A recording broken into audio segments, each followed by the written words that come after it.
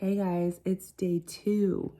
I hope you guys had fun on day 1. I hope you guys hit your protein, hit your half your body weight in water, and I hope you guys moved. So, um, I am going to talk a little bit on today's post. I touched on like protein, right? Because a lot of us are like overwhelmed on protein. We're like, holy crap, when Heather just told me to eat 1 gram about per pound of body weight, and so that can be huge and drastic change. So we talked about don't eat too much at one time, right? Maybe just go up by like in sets of, or not sets, but like 10 grams at a time until you can get to your body weight if possible. Because if we add too much in too fast, then we end up with some GI issues like some bloating, constipation.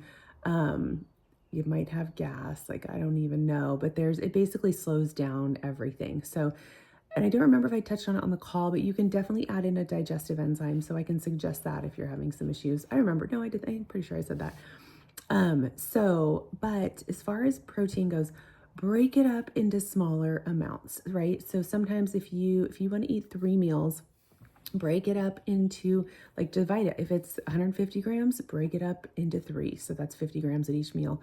If you want to eat more meals, or if you want like 3 bigger meals and then 2 smaller meals, just do the math, figure that out. And because then also when we know what we're doing and what to expect, then it takes the guesswork out of it. So if you're like, okay, I have to have whatever 35 grams at a meal and I have to have 25 grams at a snack, well, then you know what you're doing, right? Because if we're just like blindly winging it, it can work. It works.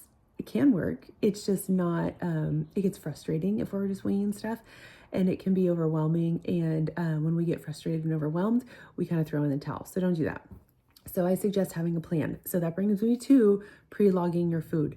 Pre-logging your food is like a game changer. I believe I touched on it on the call, but it's so helpful. Just take 5 or 10 minutes each night, like know what's in your fridge, know what's in your pantry, and pre-log it. If you guys can batch cook stuff, like I don't know, when you cook like a bunch of rice or sweet potato or whatever, when you know what's in there, it's so much easier.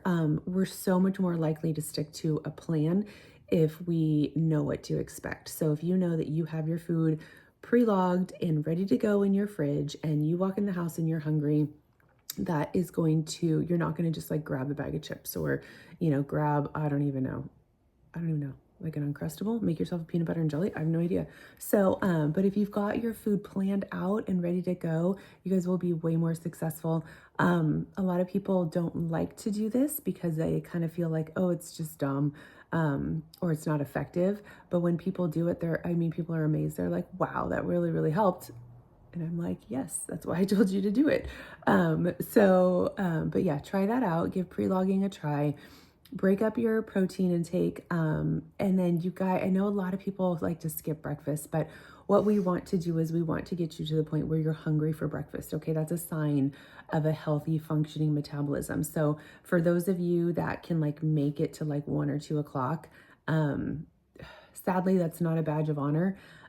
We want a metabolism. We want a body that is hungry, that needs fuel, okay? Because that means we have a lot of lean mass on us, and we need to fuel that and feed that. So that's a healthy, functioning metabolism. So, not to say that we can't get there. We definitely can. We can rebuild and repair and do that in metabolic restore.